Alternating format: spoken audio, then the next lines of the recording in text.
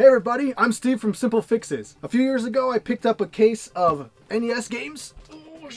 This lot was untested, so let's go through, let's test them, fix them, change some batteries, clean up some games. Enjoy the video. Okay, so let's jump in this lot of games. Maybe broken, maybe not. This is just a collection that I've collected for a while now. So I can't remember what was wrong with any of these, if anything is wrong at all. But that doesn't matter. I think the battery is bad in this Zelda game. Oh. What I'm more curious about is if this Zelda battery is dead. Is that a crack? No. So this NES does have the HDMI mod, and it does have a blinking light win. That'll be a tight fit. Don't have audio. Okay, so there is no registration. There's no game files. Just put one in real quick.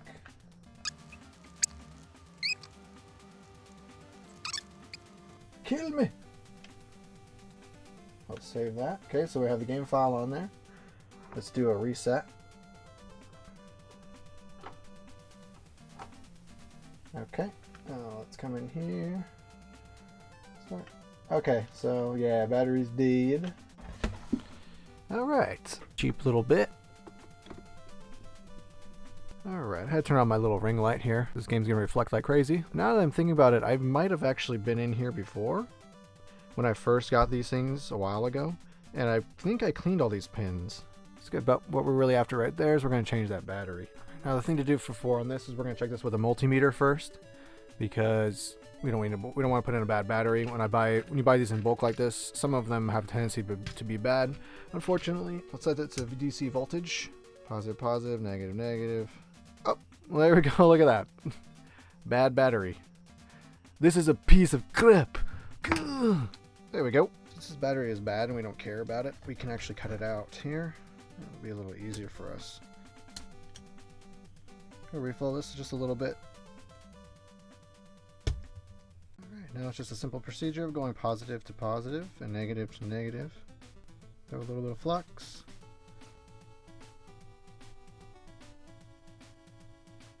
Now these pins don't really need it. I've tried the Brasso, the eraser, the pink erasers I think it was. The best way that I have found doing this for years and years and years is to use 000 steel wool. And I have about 6 years of testing on it that it didn't do any damage to any of the pins, so that's what we're going to be using today. So this is the steel wool we're talking about. I said 000, but it's quadruple zero. Tear off a little piece. Now the only problem with using this is that the little metal pieces could potentially get up in here and short out the chips, but we're going to clean it anyways, and we're not going to try to get that high up in there with the steel wool. Let's soak the pins.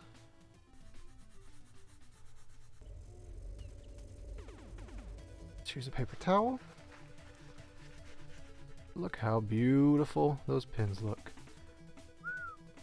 Let's just do the other side. Beautiful looking pins. One thing to note with these screws when you're doing anything with, especially with these old consoles, they're all tapped or threaded tapped into plastic. What we're going to do is you're going to back out the screw so you click into the threads that are already there. Right there. Then you're going to drive the screw in. That way we're not making new threads, and we can take the game apart as many times as we'd like to. And then since we already know the game works, let's douse it with some alcohol. Alright, and then we'll test it one last time, make sure everything's good. Very good. Game still works, that's always a plus. So hit start, register, start a new file again. I'm getting jumped. And we're going to hold in reset while we power off the system, power back on. And we have the save. Very good. This game is good. Let's move on to some other ones.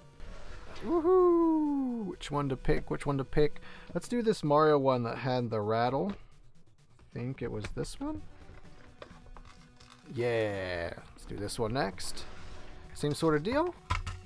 I was like, screw's not coming out. That's a bad sign. It means the post is probably broken. Here we are. There's a little piece that has been broken. The little bracket that holds the motherboard or PCB in place. And it looks like the post too has been broken. So this bracket goes right here. A lot of times when you get games like this, you'll hear like the rattling inside. It's usually always these. Sometimes it's, if worst case, it's the post. So then the screw won't be able to screw it anymore. It usually happens when people jam a game in too hard, because this board will sit just like this. And the only thing that's holding these boards in is these little brackets. So if this game is jammed in really hard, it will break this. And then this will come out. I mean, it's not the end of the world, but we do need to fix that. So what we're going to use for this is we're just going to use some regular CA glue and some baking soda. So we have that in place. Stuff some baking soda in here.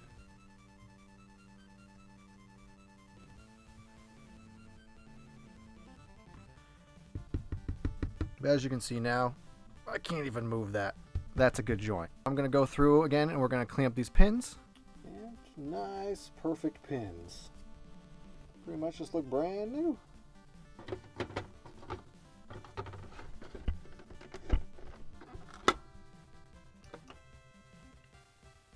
Alright, very nice. Game comes up first try.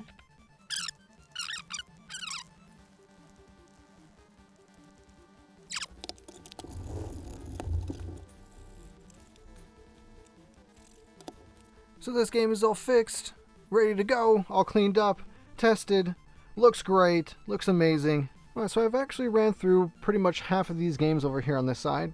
This one looks a little dirty. There's a bunch of stickers on it. The pins, can't really tell, but they do look a little dirty.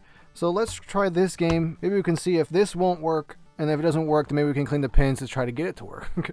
Let's do that.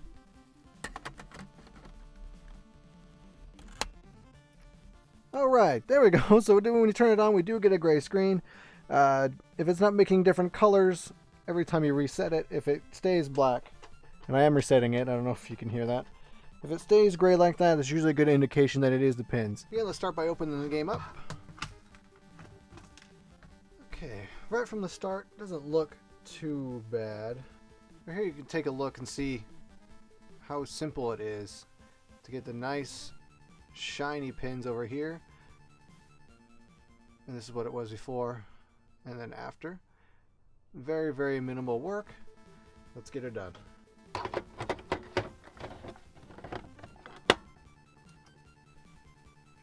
Would you look at that? Another easy fix. Now there's many ways to get labels off like this. All this gunk left over from the sticker. You can take some heat it up, pry it off. Alcohol will work.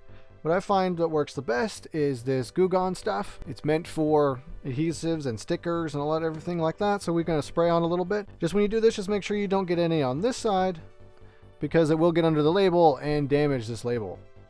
So if you're worried about that, you can take off this back piece entirely and then just do it without it, but I'm not too worried about it. I'm going to get really close and saturate this sticker. We'll let that sit for about 5 or 10 minutes and we'll come back and it should just peel up nice and easy. Alright, now we're back. It's been about 8 minutes. You can already see that the label is starting to peel up a little bit. So all we're just going to do is take a little pry tool and it should just come up fairly easy.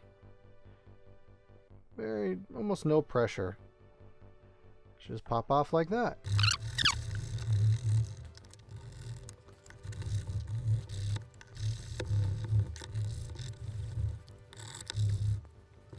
Alright, as you can see, it cleans up very, very nicely. A lot of people like to leave the stickers on for, nostalgia and memories and everything like that. That's completely up to you. And with that, another game tested and clean. Label looks amazing on this game. Well, so surprisingly, when we make videos like this, you expect things to be broken, and they're not broken. I don't know why a person would sell these and say for like parts and stuff when pretty much they all worked. I didn't have to fix anything. Maybe you changed a battery or so. If you enjoyed this content, I am making a ton more videos. I'm going to be repairing a TV I got for $1. I got huge lots of NES consoles and Super Nintendo consoles, and we're going to be fixing up a bunch of stuff. So make sure you hit that subscribe button down below, ring that little bell notification, hit that like button to help the video get out there for the YouTube algorithm. I'll see you in the next video.